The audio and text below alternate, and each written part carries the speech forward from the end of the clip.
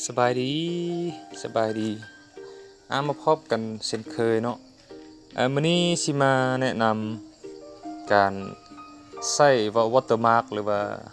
แม่นแล้วเนาะก็เอิ้นว่า watermark อยู่ในพื้นหลังของเอกสาร Word เนาะคือสำหรับ watermark นี่มันจะใช้ได้2ประเภทเนี่ยอันนึงก็เป็นข้อความเนาะข้อความจะเป็นชื่อของเฮาบ่หรือว่าชื่อองค์การจะตั้งที่เฮาสังกัดอยู่บ่เนาะอัน2มาแล้วมันรูปภาพสามารถนำรูปภาพคือว่าถ้าเป็นห้องการเฮาก็ต้องมีรูปภาพห้องการเนาะแต่อย่างว่าเวียกยุติธรรมก็มีโลโก้ยุติธรรมใส่หั่นน่ะเนาะเวียกสถาก็มีโลโก้ของสถาใส่จะเป็นรูปภาพโลโก้ของสถาสามารถใช้เป็นพื้นหลังได้เนาะแล้วเนาะมันมีอันนี้เนาะถ้าว่าผู้ใดฮักใช้อัน Office 2010 2007นะถือว่ามันจะอยู่ใน Insert ให้เขา Insert แล้วมันจะอยู่บริเวณแถวถ้าถึงหั่นแหละเนาะซอกเรื่องว่า Watermark เนาะแต่ถ้าผู้ใดใช้เป็น Office 2013 ขึ้นไปแล้วมันจะอยู่ดีไซน์เนาะจะอยู่เบื้องขวามือเนาะเบื้องขวามือสังเกตเบิ่งเห็น Watermark นะแล้วก็คลิกเข้าไปเนาะคลิกเข้าไป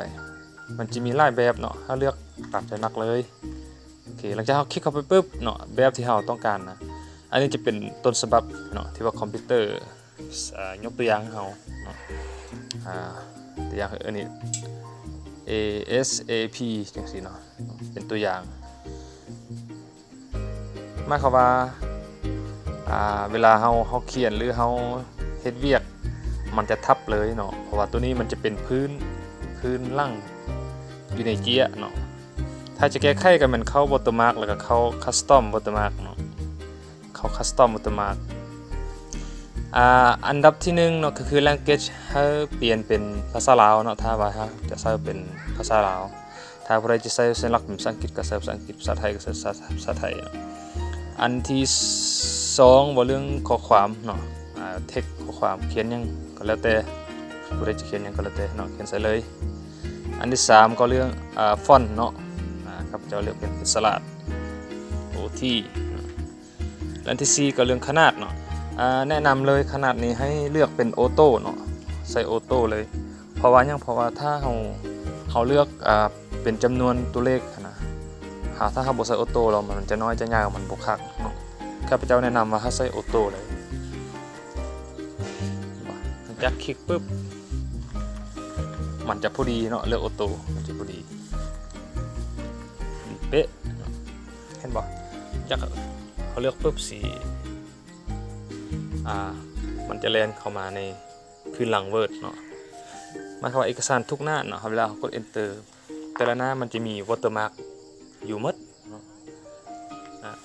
อยู่หมดเห็นบ่ข้าพเจ้าเฮ็ดนี่คือนี่ข้าพเจ้าใช้ซื้อช่อง YouTube เนาะเป็น watermark บัดนี้นอกจากนี้เด้เฮายังสามารถนำใส่รูปภาพนี่คือข้าพเจ้าแนะนำในเบื้องต้นเนาะรูปภาพให้คลิกใส่picture watermark เนาะ picture watermark แล้วก็เลือกรูปภาพเนาะตัวที่1เป็นเลือกจากคอมพิวเตอร์ของเฮาคลิกเข้าไปแล้วก็เลือกว่ารูปภาพเฮาอยู่ไสก็คลิกแล้วก็ insert เข้ามาจากนั้นก็ apply เนาะหรือว่าโอเคก็ได้แต่ถ้าว่าเฮาอยากให้มันแจ้งเนาะต้องติ๊กเครื่องหมายติ๊กออฟจะเฮ็ดหันแล้ว apply มันจะแจ้งขึ้นมาแต่ถ้าว่าผู้ใดฮักบ่มักแจ้งฮักมักมั่วๆพอเห็น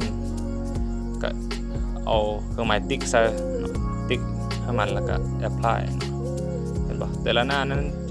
จะมีหมดคือตัวนี้ข้าพเจ้าเคยเห็นที่ว่าองค์การกวดสอบแห่งรัฐบ่เกี่ยวกับการกวดกานี่นะข้าพเจ้าจะเอาโลโก้ใส่เนาะเอกสารของคะแนนการกวดกานะ